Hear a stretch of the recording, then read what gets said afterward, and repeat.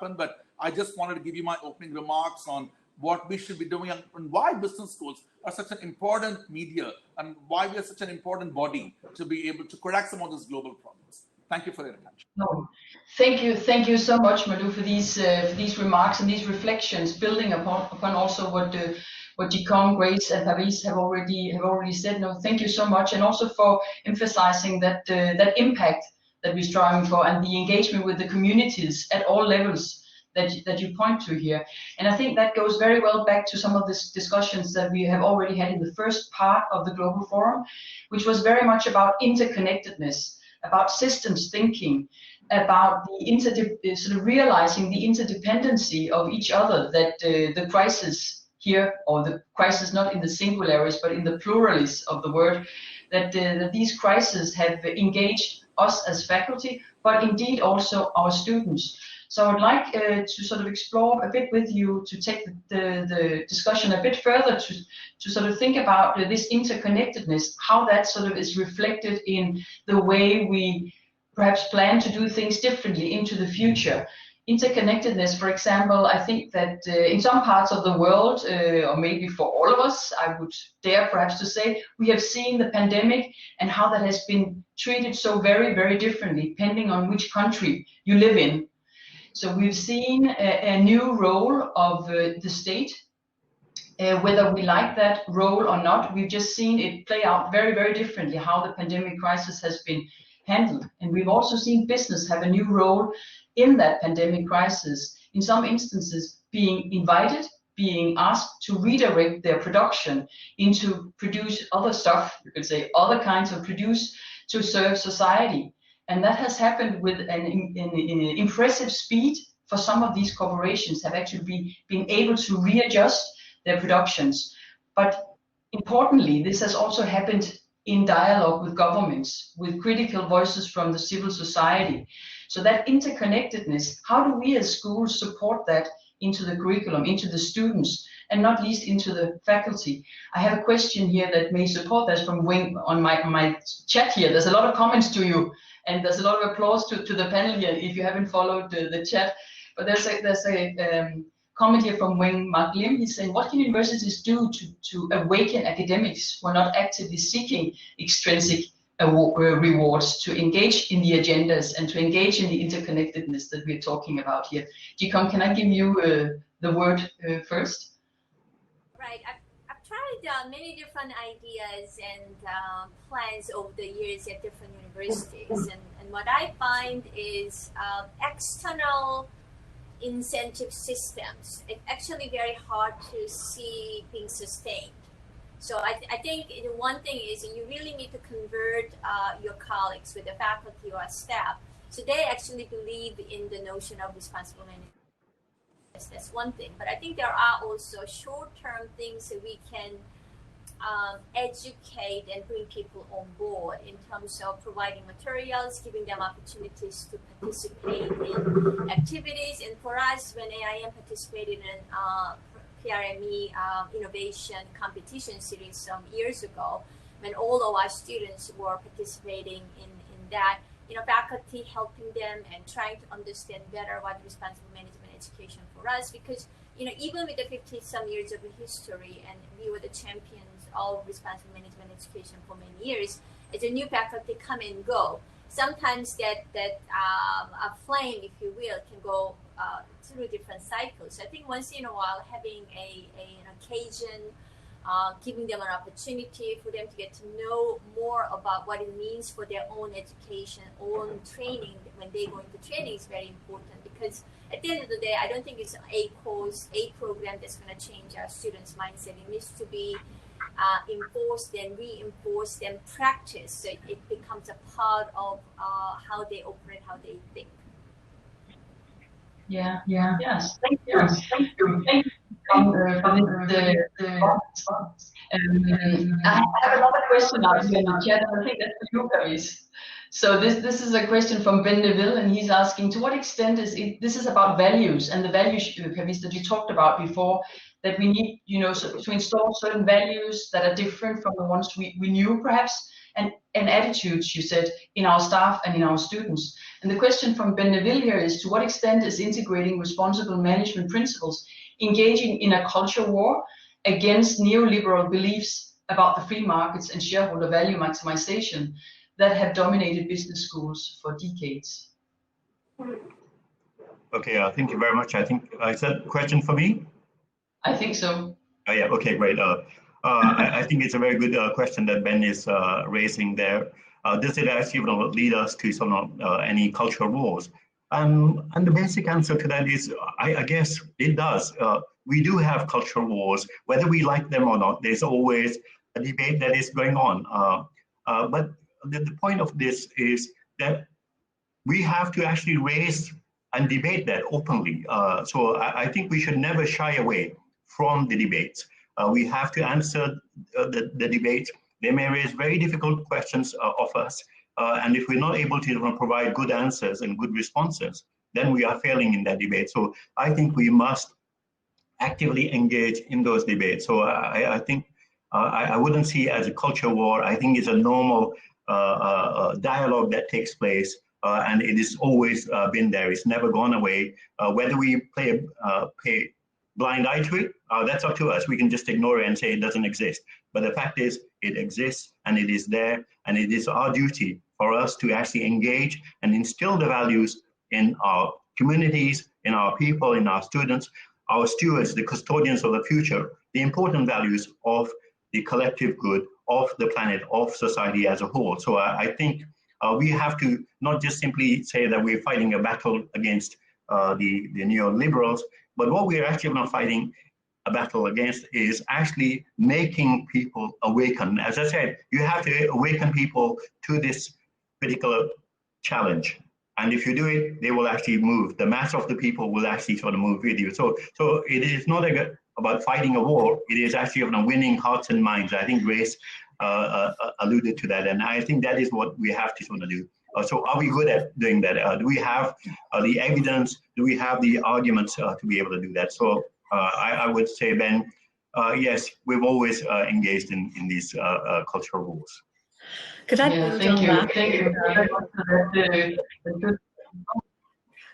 Grace, Yeah, can I take that on to you and sort of maybe build? Yeah, yes. I'd like to build on what Pervaiz. And maybe building on this. Yeah. Systemic racial injustice that's silent.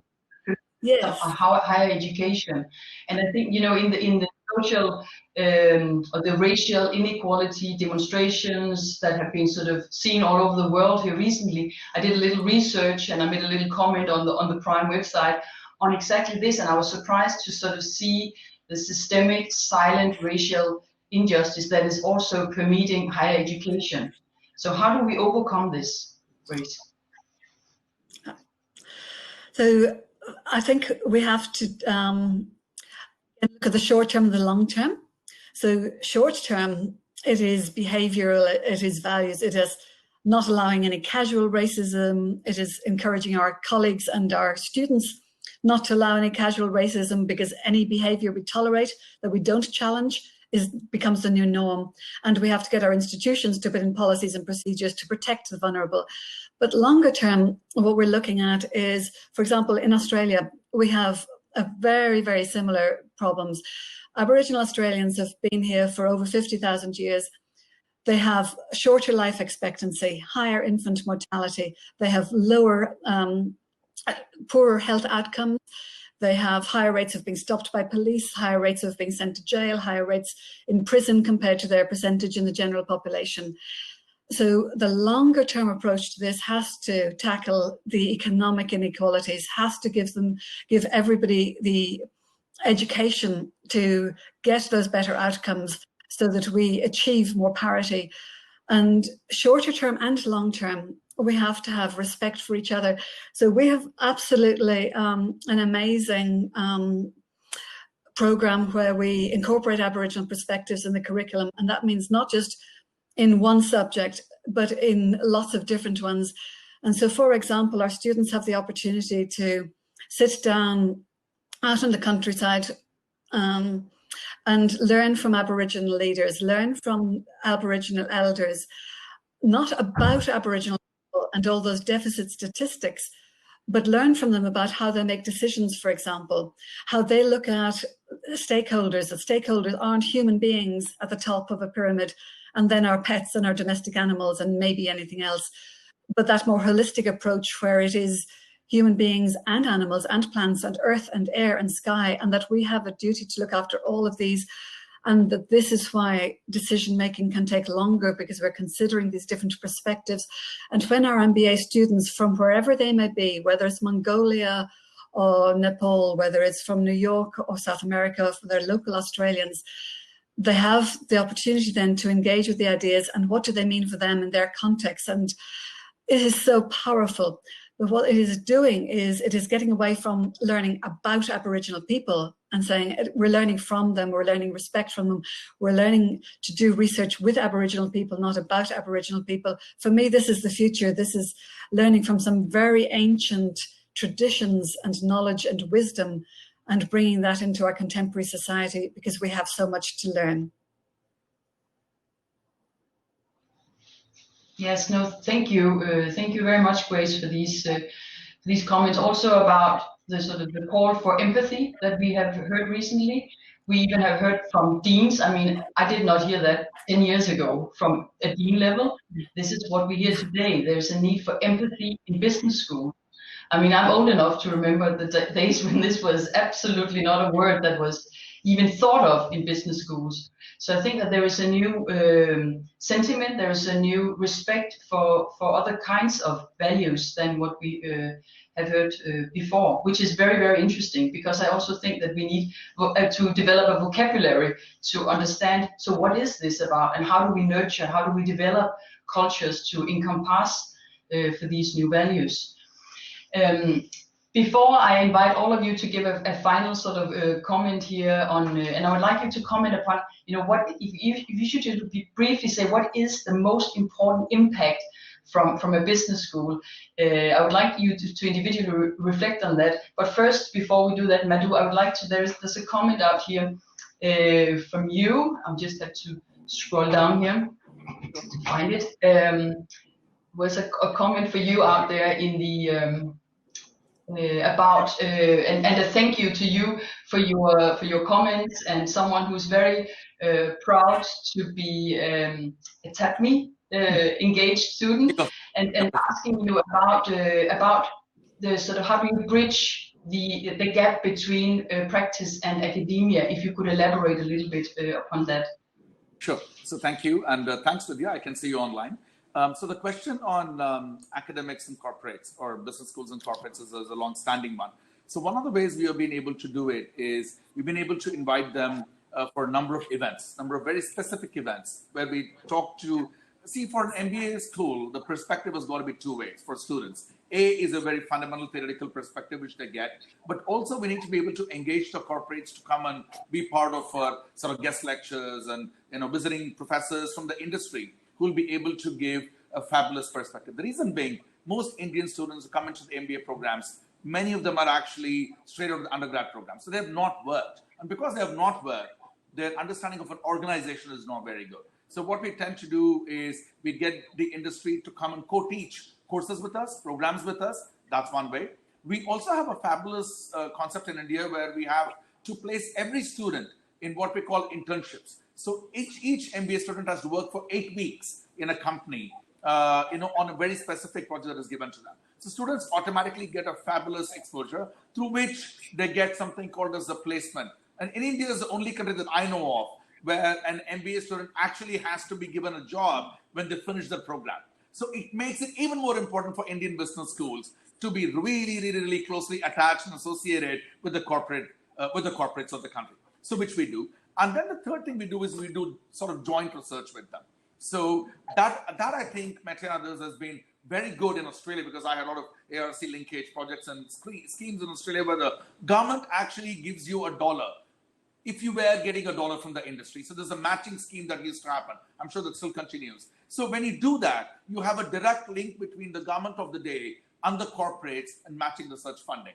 But that is something that is available only in a couple of countries. The final point I want to make is, you know, having professors, having industry bodies part of your advisory board or part of the governing council of your school would also give you a fantastic edge on what sort of curriculum that you should be designing. Because many times, business schools are very uncomfortable changing the curriculum because they think what they have is the right curriculum to do. But the industry has a completely different view of what should be taught. I'm not saying for one moment that everything the industry says must be done, but a lot of the good ideas also come from the industry. So at TAPMI in my school, for each program, we have an advisory board consisting of very, very senior industry professionals who give you superb insights. So a number of ways we can actually bridge the gap. And every business school should take the time off to maybe even have a corporate sabbatical. So we are now thinking, Mette, for faculty who have not worked, right? We are thinking of sending them on a corporate sabbatical. Why don't you go to a firm and work for an year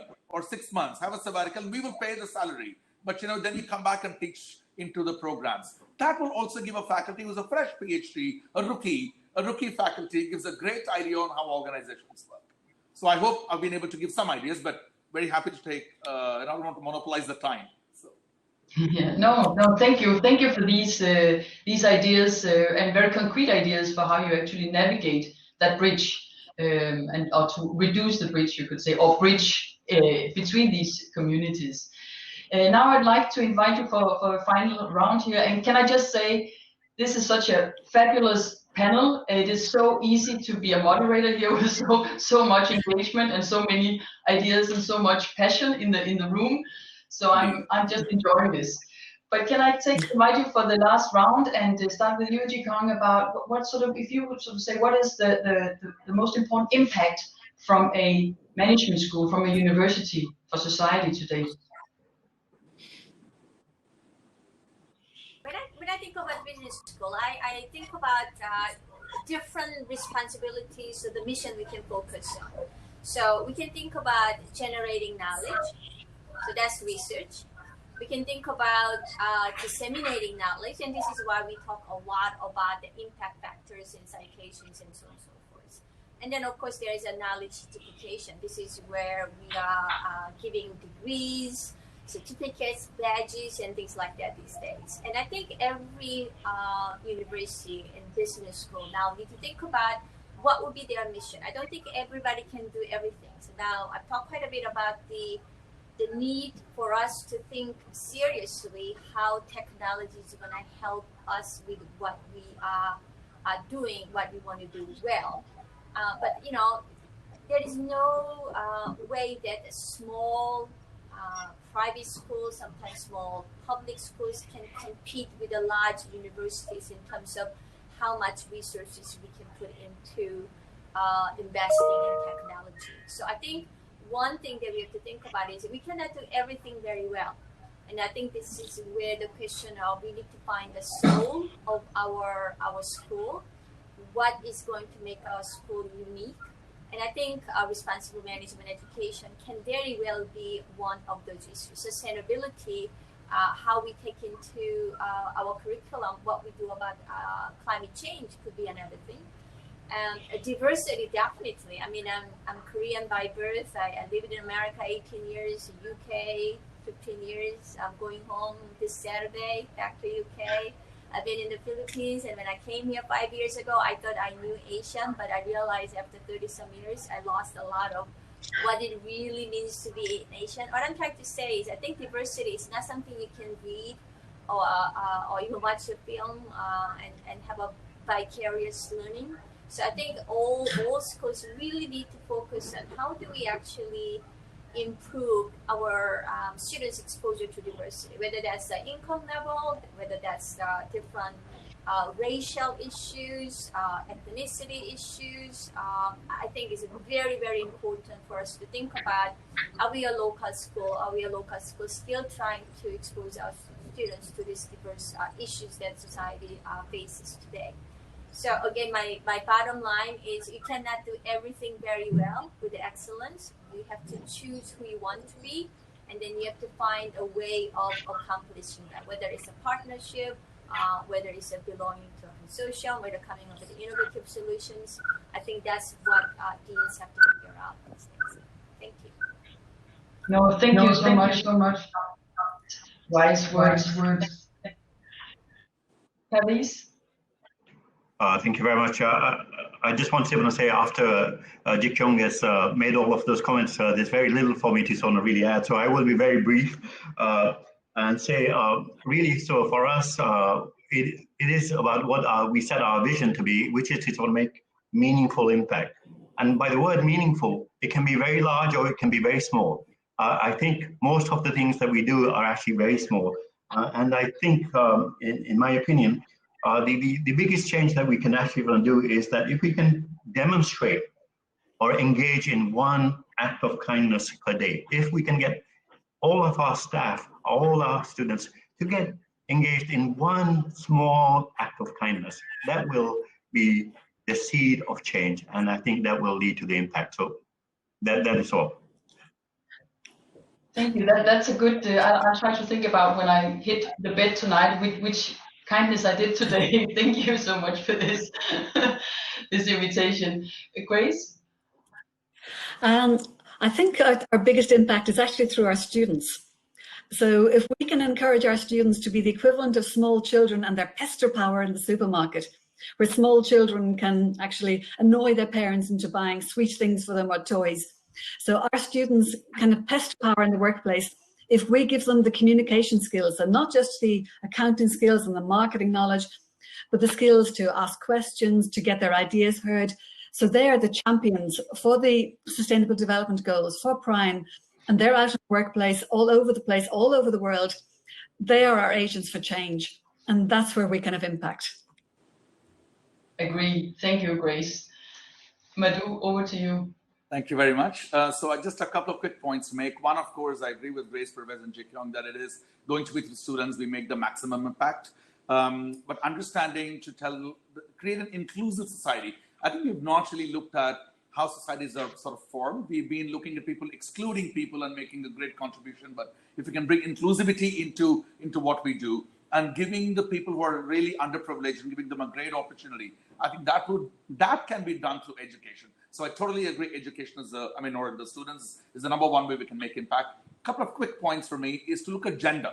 So in our school, we have almost 1/3 of all of our programs, female students participating studying in our class, in our programs. So therefore, I think gender would be very important. And also to have scholarships, provide support systems for the people who are disadvantaged.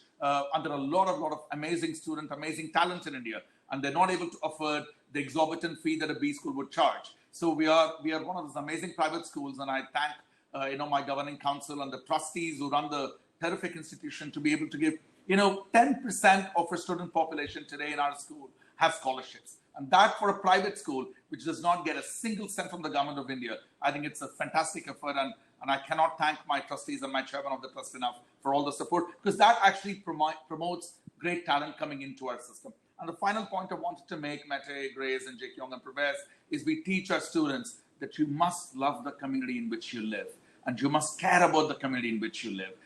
Don't always be up-nosed and think about a great corporate career, which is fine, you should have, but you must have this empathy. You must have love for every person who works, and don't always think of just being a CEO without knowing the grassroots, without knowing the organization, without knowing the community in which, because you have to make great contributions. And final word for me would be the word inclusivity. And I encourage all of you to visit the TAPMI Center for Inclusive Growth and Competitiveness, which is a fabulous sort of center that we run. You can look at all the projects we do. My colleagues, I have the greatest of pleasure working with 60 faculty and an amazing amount of staff members and great students. To all those you tuned in today to listen to all of us, a very, very big thanks. And to Mette, to you, one more time, fabulous, great moderator. Thank you so much.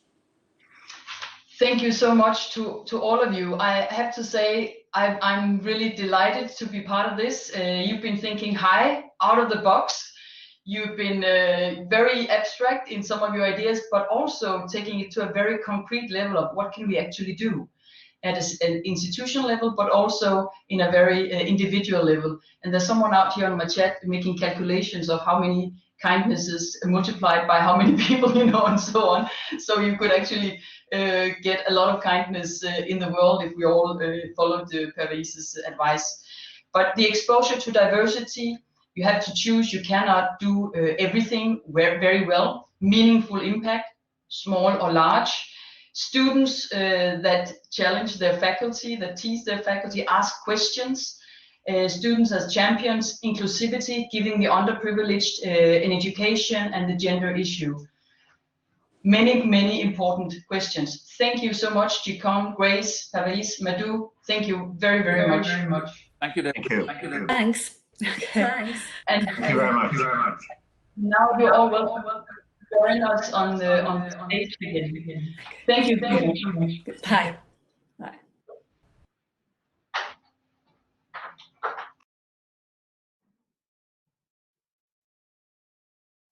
Nice to see you, Madhu. How are you doing?